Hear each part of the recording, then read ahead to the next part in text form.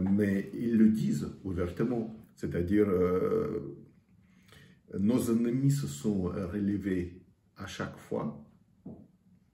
Maintenant, on va aller au bout, on ne va plus les laisser, c'est une idée. On ne sait pas où on va. Anatoly, alors, de quoi on va parler finalement? Anatoly, bonjour. Bonjour. Ça me fait plaisir de te rencontrer à nouveau. On va parler de plusieurs choses aujourd'hui.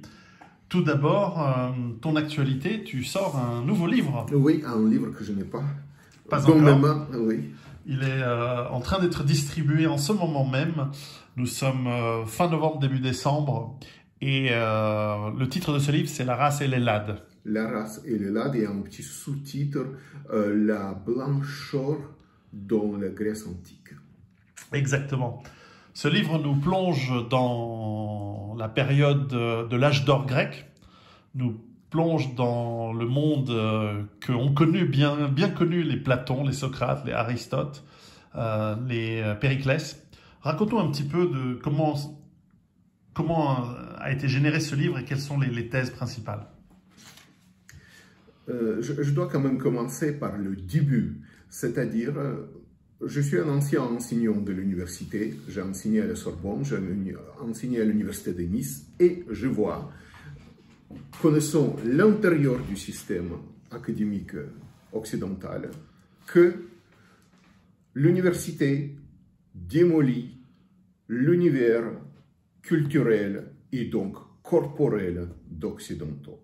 Donc, j'ai commencé par faire une thèse sur Nabokov et j'ai compris qu'il y a une certaine puissance destructrice corporelle qui interdit à enseignement un vrai Nabokov. C'est-à-dire, on l'avait utilisé et promu pour faire la promotion en Occident d'une forme de pédomanie. Et par conséquent, une vision traditionnaliste de Nabokov, qui était un adepte de Nietzsche, eh bien, c'était interdit. Il était donc interdit à moi, c'était rejeté de l'université française, par la suite de l'université occidentale, que Nabokov serait un authentique lecteur de Nietzsche, connaissant donc le grec ancien, connaissant donc l'allemand, de langue indispensable. Et qu'est-ce qu'on a dit? On a calomnié ma thèse de doctorat que j'ai soutenue à l'université de Nice en 2011, il y a bientôt plus de 11 ans, et par la suite, tout en calomniant ma thèse de doctorat, on l'avait plagiée.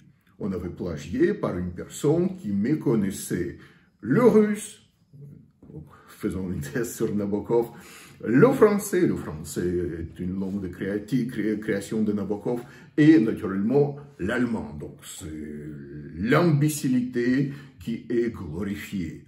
Et le plagiaire a reçu le prix universitaire. Donc, et pour cela, il ne faut pas oublier que plus de 100 professeurs universitaires français ont fait carrière en calomniant ma thèse de doctorat qui, par la suite, était plagiée. Et cela va jusqu'à l'Académie française, jusqu'à l'Institut de France. Voilà. J'ai compris donc que mes travaux sont assez dangereux. Et je poursuivais mes recherches. Je poursuis mes recherches, par exemple, sur un personnage tel que Claudel, Paul Claudel, pas Camille. Et donc, j'ai découvert et j'ai toujours été admis par le système académique occidental que ce Claudel, qui est cette espèce de caniche de Gaulle, qui est donc un catholique autorisé à exprimer son catholicisme, puisqu'il peut s'attaquer à tout ce qui est, par exemple, les visions maurassiennes, etc., eh bien, toute sa puissance créative, il avait plongé dans le paganisme arien, celui d'une religion arienne, qui est le mitraïsme, et qu'il avait appris par les lectures toujours helléniques de l'œuvre de Julien, de l'empereur Julien, dit l'apostat.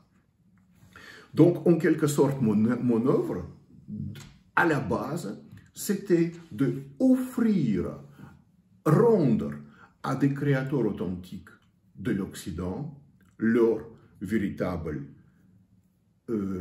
état, les sortir de l'anachronisme dans lequel ils sont constamment plongés.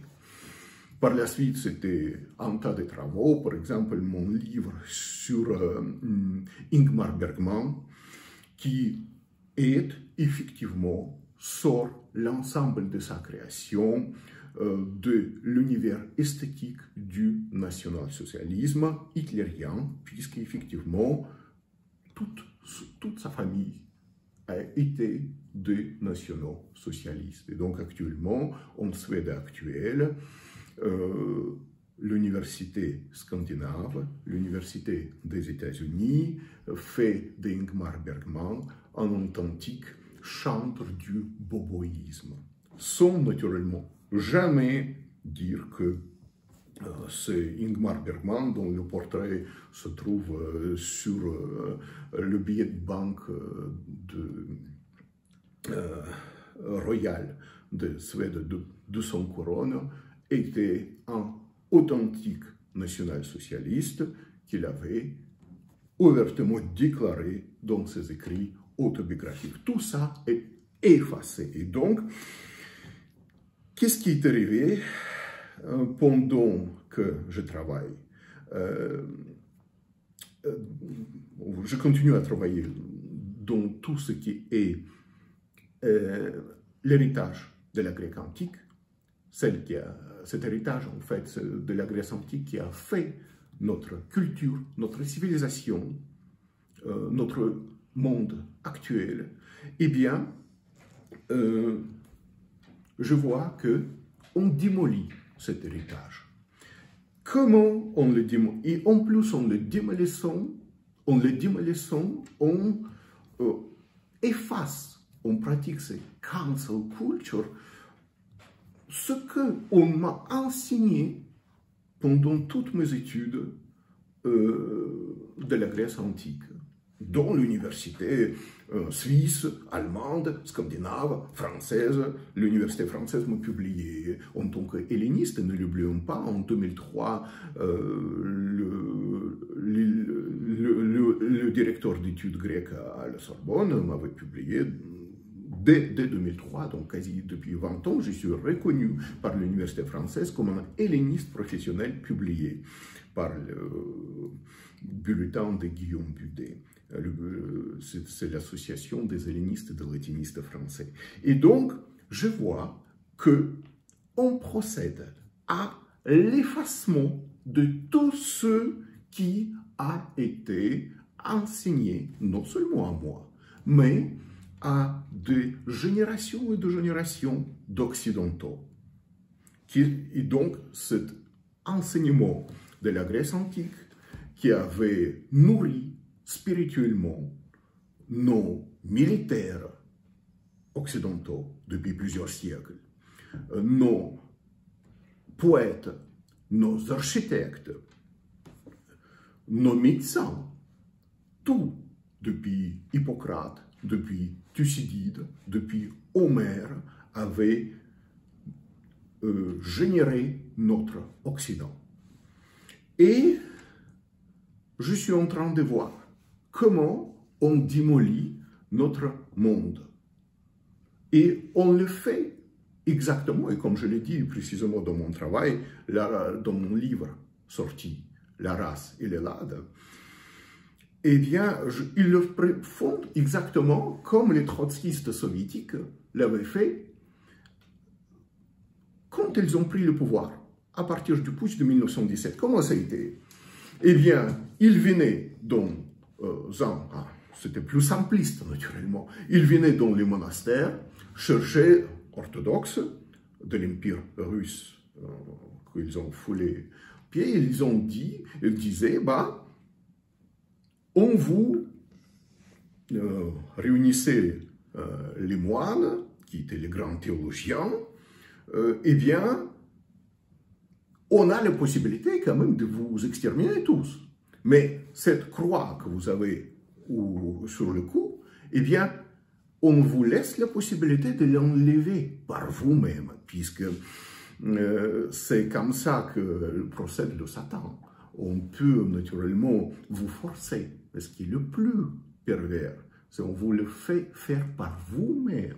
Et là, vous participez, vous enlevez votre croix par vous-même. Et par la suite, vous allez créer avec nous le musée de l'athéisme dans le mur de votre monastère, dans le mur de vos cathédrales, dans le mur de vos églises. Et vous allez devenir, avec toutes les connaissances que vous avez amassées, vous allez devenir les professeurs de l'athéisme scientifique. N'est-ce pas? C'est comme ça que cela a été. C'est pour ça que les premiers professeurs soviétiques de l'athéisme scientifique, une nouvelle religion, naturellement, eh bien, ils étaient tellement doués. Ils étaient élevés par les théologiens fondés sur une grande culture pluricentenaire. Eh bien, là, nous avons exactement la même chose. C'est-à-dire, tous ces professeurs universitaires qui nous assomment d'une nouvelle Hellade, Grèce antique, qui serait le milieu de tolérance, de bonheur et de l'égalité, de démocratie, ce qui est totalement faux, eh bien, ils ont été élevés par nos professeurs dont j'ai suivi le cours encore à la Sorbonne, qui étaient mes premiers éditeurs. Eh bien, que dit-on? En fait, on pousse de nouvelles générations à ne pas apprendre le grec ancien. On les éloigne des textes. Donc, on les interdit de lire ces textes originaux. Et c'est pour cela que des chercheurs tels que je suis sont bannis de l'université, sont victimes de plaintes pénales déposées contre moi, et qui sont victimes de l'effacement de mes thèses que, à l'origine, les mêmes idéologues, commissaires politiques, ont publiées. Eh bien, qu'est-ce que j'ai décidé donc de faire? C'est poursuivre mon œuvre, c'est-à-dire revenir à ce qui est totalement interdit, les lectures littérales. C'est-à-dire, j'ai pris l'œuvre, toute la littérature grecque, c'est-à-dire celle que nous avons en grec ancien, qui est donc depuis Homère et Hésiode, jusqu'à nos Grecs qui ont écrit en grec, type nom de Panopolis, un égyptien chrétien, qui avait écrit au 4e, 5e siècle de notre ère, cette fameuse Dionysiaque, c'est-à-dire le parcours de Dionysos sur la structure de Homère. Donc, quasi 1200 ans de la littérature grecque, que j'ai appris, que j'ai lu dans les textes pendant plus de 20 ans. Eh bien, j'ai écrit un petit ouvrage qui fait même pas 150 pages, mais qui est extrêmement dangereux parce que je reviens à ce qui était le bien et le mal, si on peut me permettre, de la civilisation grecque antique qui a élevé toutes les autres civilisations à partir de Rome et jusqu'à la France, à la Suisse, et qui sont actuellement en train d'effacer cette Hellade. Eh bien, qu'est-ce que je suis en train de dire? Eh bien, je ne fais qu'avec une fausse naïveté, naturellement, reprendre les séminaires qu'on avait enseignés à l'université de Tübingen, à l'université de Bâle, à la Sorbonne. Je le répète, on m'avait publié en tant qu'helléniste académique.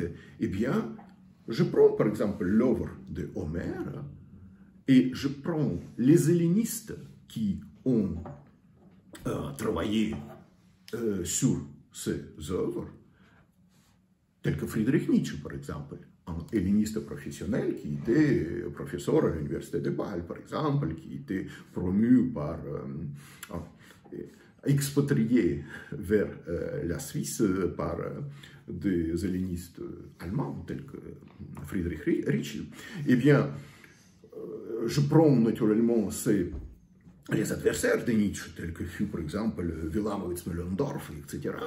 Et je lis non seulement les œuvres en version originale, mais aussi ceux qui ont fondé notre philosophie, notre art militaire, notre pensée, qui furent eux aussi des hellénistes professionnels reconnus par le milieu universitaire.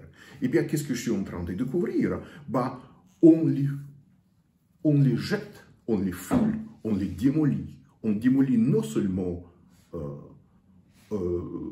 Homère, on démolit non seulement Plutarque, on démolit non seulement Sophocle, eh bien, on impose une fausse vision de la réalité. Et là, je suis en train d'arriver au fond du problème. On enlève la corporalité aux Occidentaux. C'est-à-dire, quel était le bien et le mal qu'ont enseigné les écrivains grecs anciens? Eh bien, l'aristocratie grecque, c'est-à-dire ce qui s'améliore, ce qui se perfectionne, eh bien, qui vont jusqu'à l'état de Dieu, eh bien, leur base essentielle est la blancheur. C'est quelque chose qui est interdit. Vous dites quelque chose, vous exposez cela dans une université, vous êtes chassé. Et personne n'osera lire avec vous les textes originaux. Eh bien, plus on est blanc dans le monde des Grecs, plus on ressemble donc à des dieux de lampe, eh bien, plus notre peau est blanche, plus nos yeux sont clairs, bleus, comme on disait. Les Grecs, ils ont les visions de couleurs un peu autres. C'est pour ça qu'on traduit, par exemple, Athéna Glaucopes, c'est les yeux pairs, c'est-à-dire les yeux bleus tendant vers l'état verdâtre. C'est-à-dire Athéna, avec les couleurs des yeux, nous dit Homère, il le répète sans cesse, les yeux d'une Irlandaise non remplacée actuelle. Voilà. Mais bon, dans mon livre, je fais exprès d'écrire bleu, c'est-à-dire vraiment la traduction littérale de Bailly. Voilà. Et naturellement, il y a donc le type de Dieu parfait, et comme le dit précisément Nietzsche, l'aristocratie grecque copiait les dieux par leur attitude, par leur aspect extérieur de divinité de l'âme. C'est-à-dire, je suis bon et bon, c'est-à-dire kalo et kagato, et ma bonté, j'ai la perfection. Je passe, donc je deviens mieux, c'est-à-dire Aristote. Et plus, donc je copie mes dieux qui sont blancs, blonds, de couleur blonde, c'est-à-dire en grec ancien, c'est le couleur blond doré, xanthos. Eh bien, aux yeux clairs. Et donc, mes dieux sont comme ça. Ils sont blancs, blonds, aux yeux clairs. Et donc, moi, en tant qu'aristocrate, je copie mes dieux, les dieux descendent sur terre. Je sais les reconnaître parfois, je vois leur image et je les copie. Donc c'est un échange permanent, n'est-ce pas? Et comment on l'obtient? On le lit dans les textes originaux.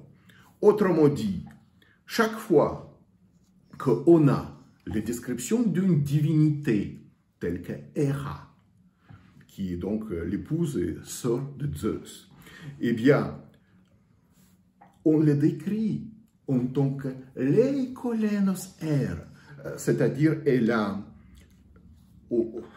Homère remarque avec ses yeux, je dirais, il remarque, il voit cette Héra, les parties que son corps est dénudé, c'est-à-dire les bras. Les bras de Héra sont blancs, leikos. Eh bien, et par la suite, quand un aristocrate vers lequel on est dans une compétition permanente, c'est-à-dire il n'y a pas de cette gentillesse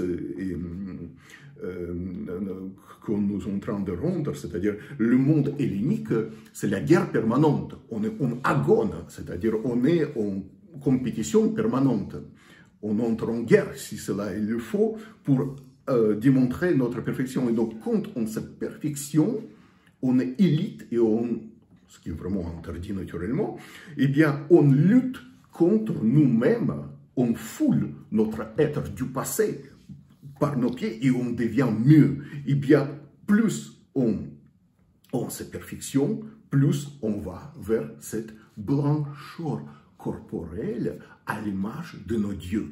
Idem, comment nous présente sans cesse, de façon répétitive, Homère, la fille de Zeus, qui n'a jamais connu de mère, qui est Athéna. Eh bien, elle est glaucopes, elle est aux yeux bleus. Et donc, c'est une répétition permanente. Elle a les yeux bleus. Donc, et là, j'entre naturellement dans mon livre en discussion et je démolis complètement les thèses de Black Athéna, naturellement, de trotskiste américain M. Bernay, que actuellement nul n'ose attaquer, ni à l'Académie française, ni à l'Institut de France, ni dans l'université occidentale, parce que c'est le père de notre cancel culture, naturellement. Une thèse fausse, stupide, voilà. Et idem pour les cheveux, naturellement. Eh bien, Achille, il a les couleurs de cheveux, donc de couleur dorée. Encore une fois, chaque helléniste va vous le préciser, c'est extrêmement nuancé. Les Grecs ont une vision de couleurs d'autres que nous, c'est-à-dire ce que nous avons blanc chez les Grecs, saintes, ça veut dire blanc à l'image dorée, c'est-à-dire naturellement Paul Claudel, qui était un grand naturellement helléniste, qui a traduit Échille, naturellement, sa fameuse tétralogie qui est Orestie, eh bien son tête d'or, naturellement, c'est l'image de cet aristocrate qui vient et qui impose sa volonté face à un roi David qu'il assassine, et donc c'est le revanche d'une certaine arianité que, naturellement, les claudéliens voudraient effacer. Et bien, chaque fois que un Homère nous présente une divinité, et bien, quand il le décrit, parce que c'est pas toujours, et bien, et cette divinité est blonde. Et bien, chaque fois qu'on a un aristocrate, eh bien, il est de couleur, le terme est identique, ça revient constamment. Il est xanthos, il est blond, aux cheveux avec le teint doré. c'est naturellement Achille. Et donc, naturellement, si vous regardez, et je parle naturellement dans mon livre, comment, quand on présente à travers le cinéma un Achille par le cinéma britannique, eh bien, nous avons un congoïde qui n'a pas de cheveux du tout. C'est-à-dire, et naturellement, cette image d'Achille guerrier, eh bien, on le reprenait naturellement par, je dirais, lorsqu'un Spartiate terminait, par exemple, son iréna, c'est-à-dire avait le droit d'existence civique, il avait droit de se laisser pousser les cheveux, c'est-à-dire on copiait constamment cette attitude, cet Achille, n'est-ce pas, aux cheveux dorés. Et encore une fois, c'est extrêmement important. C'est, comment vous dire, c'est la représentation d'un aristocrate, d'un roi, va tout extrêmement fréquemment avec cet attribut du type nordique, n'est-ce pas, qui va dans l'œuvre homérique toujours, qui revient toujours.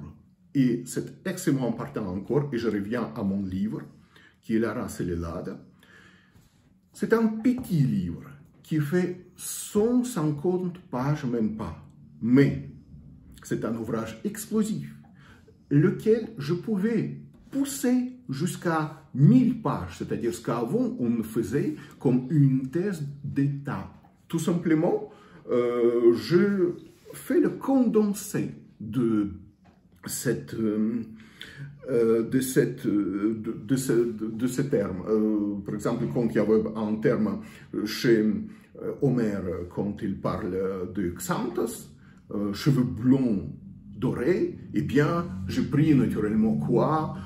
Achille, j'ai pris naturellement la description de Ulysse, n'est-ce pas? Et voilà, je pense qu'on s'est arrêté ici, mais j'aurais pu prolonger jusqu'à 1000, 2000 pages si je reprenais l'ensemble de la littérature grecque. Même, je n'ai même pas épuisé l'œuvre d'Homère, par exemple, mais je maîtrise naturellement couramment ce sujet. Par exemple, le 4e chant de Odyssée, lorsque Télémaque projette d'interroger, interroger sur le destin de son père disparu les Spartiates, c'est-à-dire c'était les Spartiates qui étaient avant que la vague dorienne ne vienne et les efface. C'est-à-dire ce sont les Spartiates de l'époque de Troie, naturellement. Ce n'est pas les Spartiates de Lycurgue, naturellement. Et même cela, pour Homère, ils sont Xanthos, parce que le roi des Spartiates, Ménélas, qui lui est déjà rentré à l'époque chez lui, eh bien, Homère le précise, me semble-t-il, il le répète 9 fois que c'est Xanthos Ménélas. Et dans le même chant de 4 de Odyssée, quand il parle de Rhadamante, Rhadamante c'est le futur roi mythique naturellement de Champs-Élysées. Ce n'est pas l'endroit parisien entièrement quasi remplacé, mais c'est une espèce de milieu paradisiaque que, par exemple, un écrivain, un romancier de l'époque hellénistique qui fut Lucien, il nous parle dans ces histoires vraies. Eh bien, il le précise également. Xanthos Rhadamantos. Rhadamante, le blond. Il y a les capacités, il y a les caractéristiques de noblesse. Eh bien, il est blond. Et cela était le lieu commun pour toute notre civilisation. Et ce que je suis en train de faire avec mon ouvrage interdit, je rends la thèse interdite aux Européens, aux Occidentaux, aux Américains du Nord d'origine européenne, Je le rends, je lui dis, regardez, c'est là vous êtes enlevé actuellement. Il y a des centaines de millions de dollars qui sont investis dans les universités américaines, européennes, asiates, pour effacer ce que je suis en train de vous dire. Et non seulement que je ne me limite naturellement pas sur cette œuvre homérique, encore une fois, je peux, on ne me laissera jamais le faire dans une université, mais je peux naturellement prolonger cela, c'est-à-dire l'ensemble de cette littérature interdite, qui est littérature grecque antique, interdite actuellement dans nos facultés. Et pourquoi je le dis interdite? Par exemple, j'ai fini déjà mon livre. Eh bien, au début de cette année, qui vient de se terminer, qui va se terminer 2021, dans le sommet, anciennement, sommet de culture américaine du Nord, qui était l'université de Princeton, eh bien, on avait effacé la nécessité de lire le grec ancien.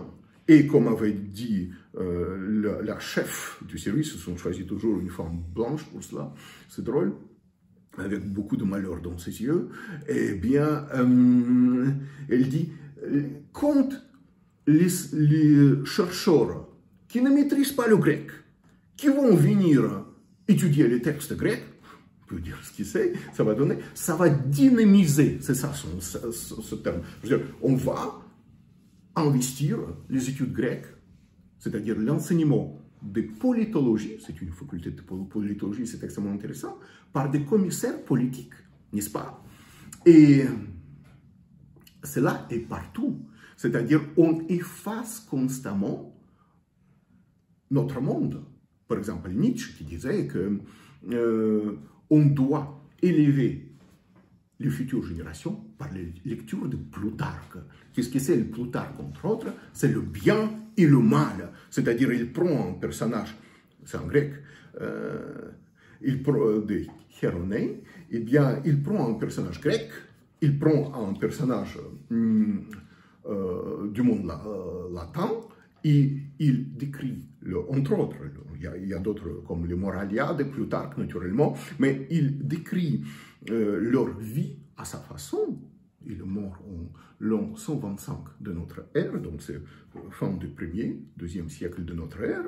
Bon, il ne savait pas qu'il existe l'ère chrétienne naturellement, mais et par la suite, il compare qu'est-ce que c'est les personnages quasi monde, je dirais quasi mythique du monde grec, de sa civilisation à lui, et la puissance qui le dirige actuellement, qui est Rome. C'est un citoyen romain, naturellement c'est une espèce de multimilliardaire de l'époque. Plutarque, c'est une espèce de Donald Trump de l'époque, naturellement. Tout simplement, il ne participe pas à des shows civilisés, il ne participe pas à des matchs de catch, mais il utilise les moyens médiatiques de son époque, qui est l'écriture. Il s'adresse à l'élite romaine et grecque, qui sont tous naturellement hellénophobes. Voilà, eh bien, je ne parle pas de cela dans mon livre, mais effectivement, je maîtrise couramment l'œuvre de Plutarque en version originale. Eh bien, qu'est-ce qu'il fait, par exemple, avec ce que je suis en train de vous exposer? C'est-à-dire, Plutarque, il écrit quasi un millénaire après Homère. Eh bien, il prend, en quelque sorte, le père à tous les empereurs, qui est Alexandre le Grand. Eh bien, comment il le présente? Et pourquoi c'est interdit actuellement? Eh bien, il le dit, Alexandre le Grand, il le présente d'abord comme quelqu'un qui aurait, et c'est la thèse de l'époque, encore dès l'époque d'Alexandre le Grand, qui lui était mort en 323 avant notre ère, le 10 juin de 323, eh bien, qu'il est de souche divine. c'est-à-dire c'est un être humain, de chair et os naturellement, mais il est quasi divin. Il raconte qu'éventuellement, Amon-Ra est glissé sous la forme de serpent dans le lit de sa mère Olympias, et que le père civique, voilà donc de Alexandre, futur le Grand, qui Philippe, il était toujours extrêmement bizarre face à sa femme, laquelle aurait couché avec le dieu. Donc Alexandre serait naturellement une espèce de le prototype de Christ, naturellement, qui avait une mère terrestre et le Père divin, naturellement. Eh bien, donc il le décrit, Plutarque, naturellement, comme ça, et puis il le présente corporellement. Et qu'est-ce qu'il dit pour indiquer sa race quasi divine? Il lui dit, tout d'abord, Alexandre a trouvé un bon sculpteur qui a pu reproduire sa forme corporelle. Et là, naturellement, je suis en train d'exploser cette idée qui est sortie il y a une dizaine d'années que effectivement, les sculptures grecques auraient représenté la blancheur. Non, jamais il n'y avait une thèse comme ça que les blancheurs de sculpture étaient le but, c'était... Non, naturellement, ce qui était le but de l'art sculptural, c'était de fonder quelque chose qui est interdit actuellement et qui est la proportion. Eh bien, nous précise Plutarque, Alexandre avait trouvé son bonheur, le sculpteur, donc Lysias, lequel avait su reproduire proportionnellement sa forme. Mais, nous précise Plutarque, et on est à 1000 ans après Homère, c'est-à-dire, qu'est-ce qui s'est passé? C'était le malheur, juste durant toute sa vie à Alexandre. Eh bien, aucun peintre n'a jamais, et même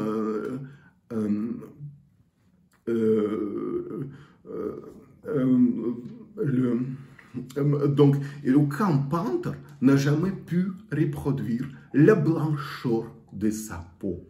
C'est-à-dire, il avait une... cette blancheur avait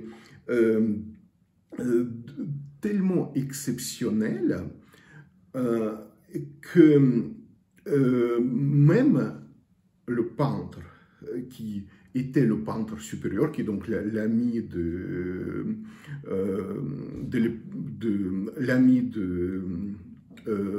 Alexandre, qui était élevé avec lui, eh bien, il n'a pas pu le reproduire.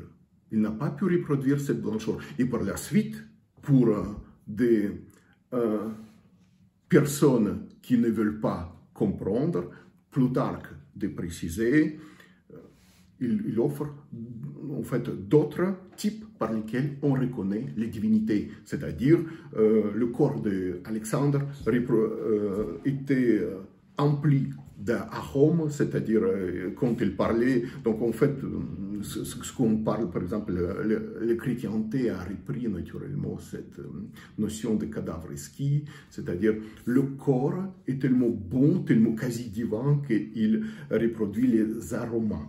Donc, Alexandre, il est super blanc, n'est-ce pas?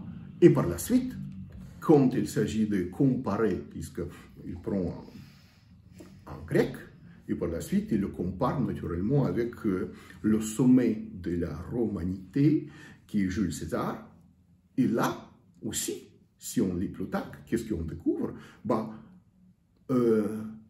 Jules César est tellement blanc qu'il était, nous précise Plutarque, qu'il était même en train de choquer ses camarades d'armes, donc les simples légionnaires, qui le voyaient son endurance et qui étaient choqués par la blancheur. Et en fait, Le message qui fait passer Plutarque, pourquoi j'ai pris exprès en Homère et en Plutarque, donc c'est quasi 1000 ans, c'est-à-dire ça nous offre en quelque sorte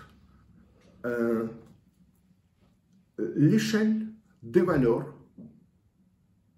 quasi interdites à notre époque. Et elle est non seulement quasi interdite, mais elle est pénalisée dans notre université. C'est-à-dire, vous venez avec un ouvrage tel que les vies comparées, les vies des hommes illustres de Plutarque, et vous commencez à les lire de façon littérale au sein d'une université actuelle, dans une rédaction actuelle, dans le monde politique actuel, eh bien, vous serez banni à jamais.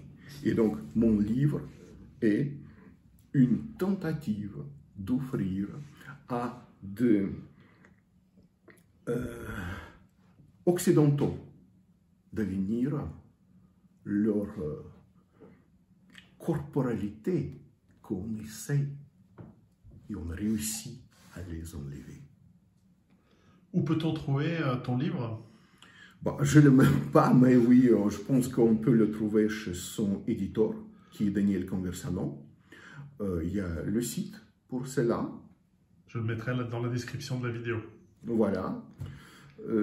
Et profitez-en, parce que je pense que dans quelques années, ce type d'ouvrage, si nous ne reprenons pas le pouvoir, ce type d'ouvrage sera interdit. Et il n'y aura plus que Black Athena. Anatoly, merci beaucoup. Merci.